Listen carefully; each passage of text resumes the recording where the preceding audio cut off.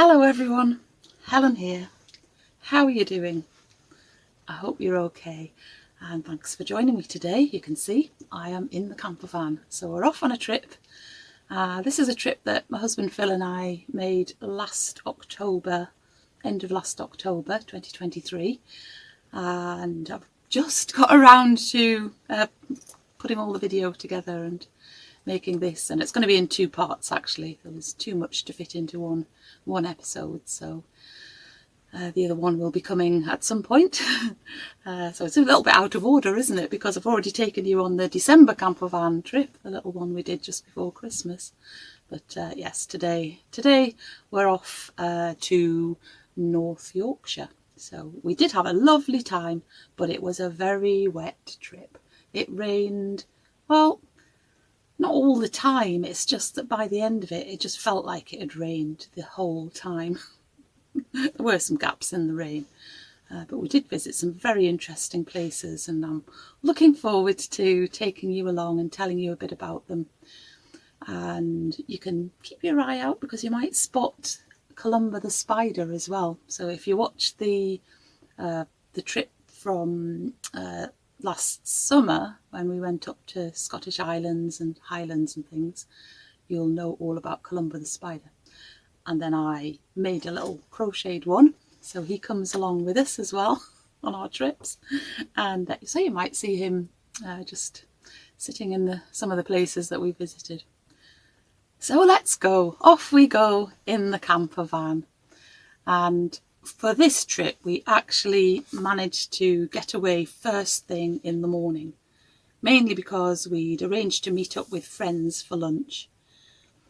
We were heading south from Durham, where we live, towards Ripon in North Yorkshire. Here you can see the Yorkshire Dales National Park to the west and the North Yorkshire Moors in the east, with Ripon about halfway between the two, which is where we were heading. We left in rather heavy rain and extremely wet roads, sometimes flooded. Although as we drove south, the rain stopped for a while at least, and we could see bright skies ahead, although that soon became a distant memory. We'd set off in time to pay a visit to an archaeological site that we hadn't been to before, called Thornborough Henges. A henge is a circular enclosure, usually dating to Neolithic or Bronze Age times, where it's likely that groups of people met up for ceremonies and rituals. Although the most famous henges were built from stone, many were simply created with mounds of earth. At Thornborough, there are the remains of 3 huge earth henges built at the same time as Stonehenge over 4,000 years ago. One of the henges is now hidden in woodland, but the other 2 can clearly be seen and you can walk around them. The earthen banks that were probably at the time plastered in white gypsum would originally have been about 5 metres, or that's about 16 feet high, and there are 2 opposing entrances, suggesting that people may have processed through from one henge to the next. There's also some evidence of an avenue of timber posts, perhaps to guide any processions in the right direction. It's incredible that most of the digging and building would have been done using picks made from antlers. We had a good walk around the whole site, which is really quite extensive. I think it's about just over a mile long. Even though they might not look especially exciting at ground level, it is amazing to think that people put in such a huge effort to create these spaces for special occasions all those thousands of years ago. It would be so good if we could actually step back in time to see the henges when they were being used by ancient man. After that, it was time to drive to the small village of West Tanfield. That's about 6 miles north of Ripon, where we met up with our friends at a lovely little pub called the Black Bull. We had a good catch-up, and we all enjoyed our roast Sunday dinner together. In the afternoon, we enjoyed a little stroll around the village. The village lies on the River Ure, which was very full and flowing quickly due to all the rain we'd been having. There's certainly been a settlement here for well over 1,000 years because it was mentioned in the Domesday Book, a survey of settlements in England and parts of Wales that was carried out in the 11th century. We walked past some old cottages, which were once the homes of clerics associated with the village church, to see the Marmion Tower, a 15th century gatehouse, which was a defensive entrance to Tanfield Castle, that's not there anymore, and that was the riverside home of the Marmion family. The tower has got 3 stories, a guard room on the ground floor, with 2 upper floors, which actually contain living quarters. It was definitely as much about display as defence, because there's some very nice stonework and a fancy oriel window. Sir John Marmion was killed while fighting in Spain with the Earl of Richmond, and it's thought that Lady Elizabeth, his wife, came to live here after she was widowed. Right next door is the Church of St Nicholas, where John and Elizabeth Marmion were buried.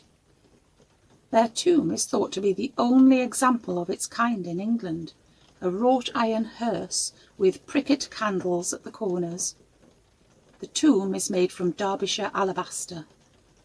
Sir John is shown wearing his knight's attire, a mailed helmet and plate armour, with his head resting on a tilting helmet and his feet resting on a lion, presumably to show that he was a courageous man.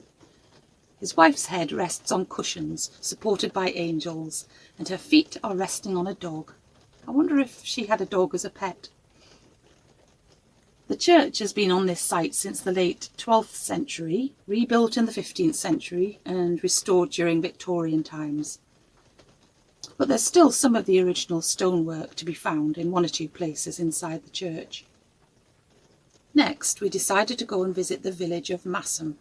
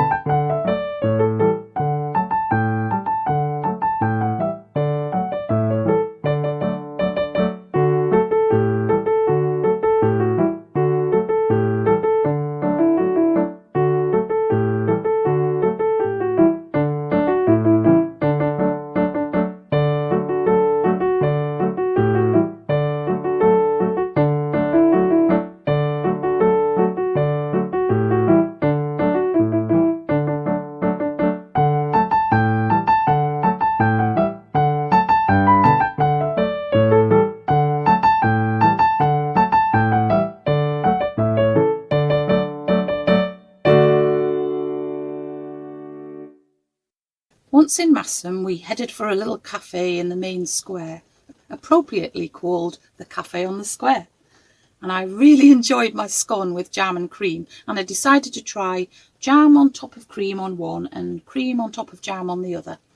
I concluded that I definitely prefer having the cream on top. We stretched our legs afterwards with a little wander around the village. The fine Georgian buildings looked as though they had lots of history to tell if only the walls could speak. The village school was rather a lovely building too, built in early Victorian times. And for many years, from the 13th century, the large square would have seen an annual sheep fair, with thousands of sheep from nearby Jervaux and Fountains Abbeys being sold here. That must have been quite a sight. As the sun was starting to set, we decided it was time to go in search for a place to stop for the night. We don't always stop at the first place that we come to. Our instincts sometimes tell us that a particular place might not be suitable, and that's what happened on this day.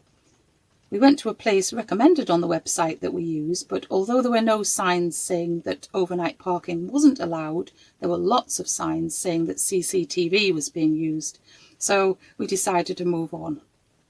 Instead, we settled on a Woodland Trust car park by Hackfall Woods, and this proved to be an excellent choice. Even in the dimming light, we could see that we had lovely views around us, and it was also great that the car park had been surfaced rather than being muddy, like many that we've stayed in. After some hot chocolate in mugs that were a gift from my sister, we settled down for the night.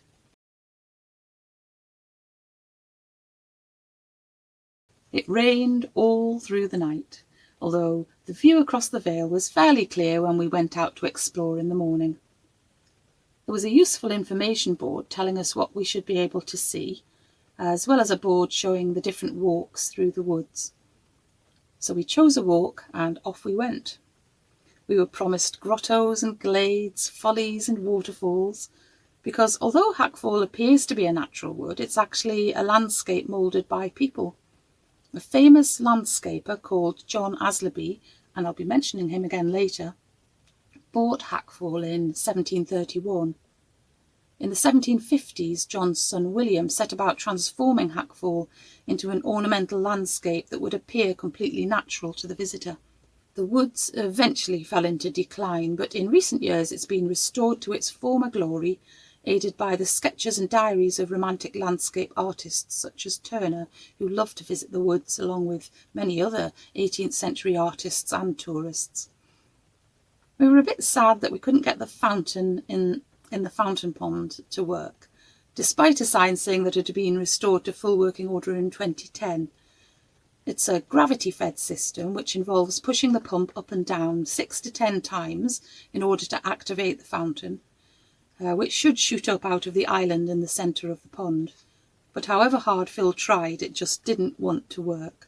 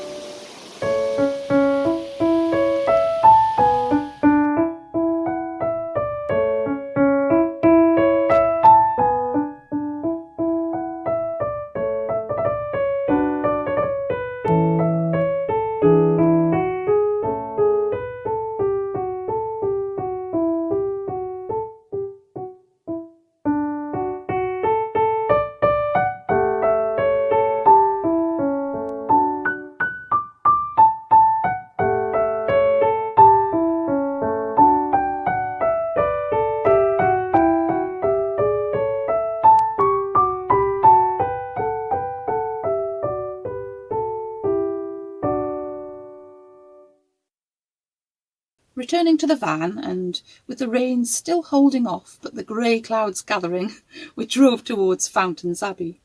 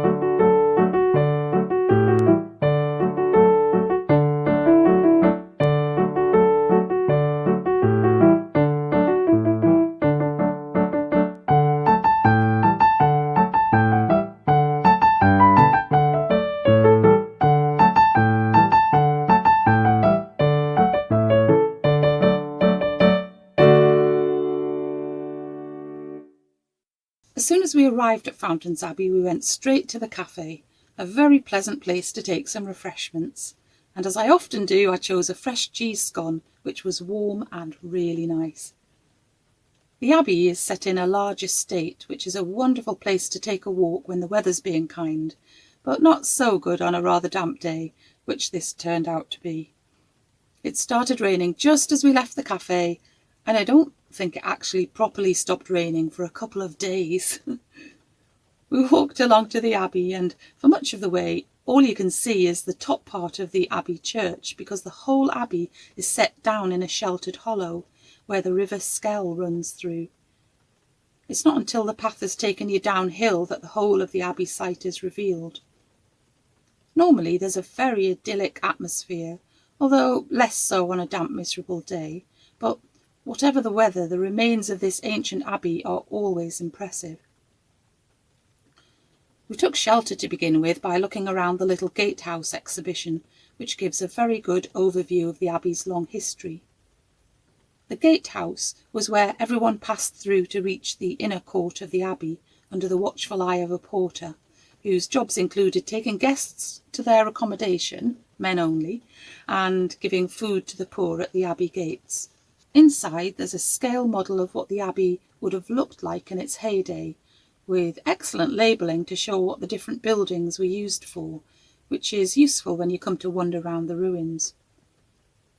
We learnt that the Abbey came into being in 1132 after a group of monks in York fell out with some of their fellow monks, who they believed were not truly following the rules of St. Benedict.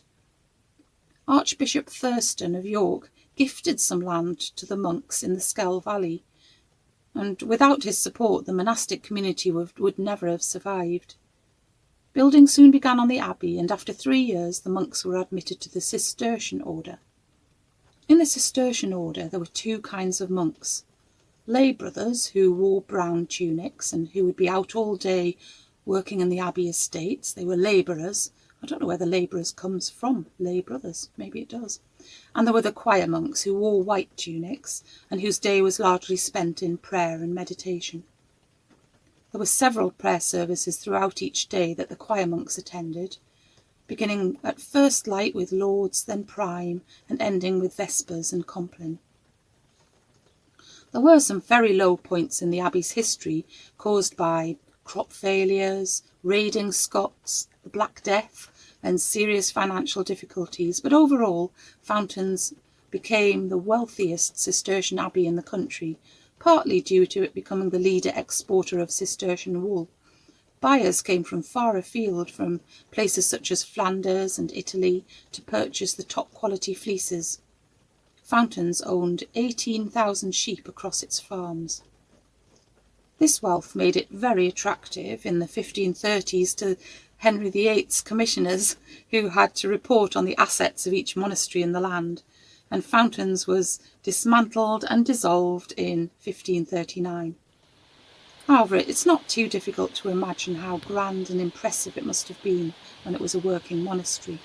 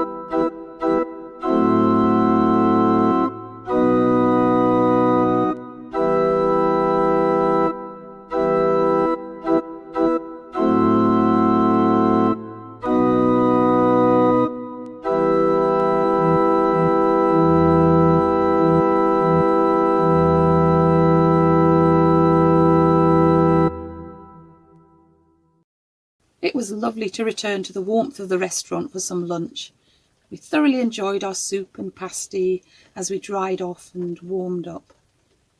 Despite the continuing rain, we decided to brave the weather once more and drove to the nearby Studley Royal Gardens. There's a very long, grand avenue to drive along to reach the gardens that were created during the first part of the 18th century by John Astleby and his son William, who were the ones that I mentioned when I was telling you about Hackfall Wood. Inspired by great French landscape gardeners, they landscaped their estate in the wild and wooded valley of the River Skell to create some spectacular water gardens designed to impress everyone who came to visit. And the garden we see today has changed very little in the last 200 or so years.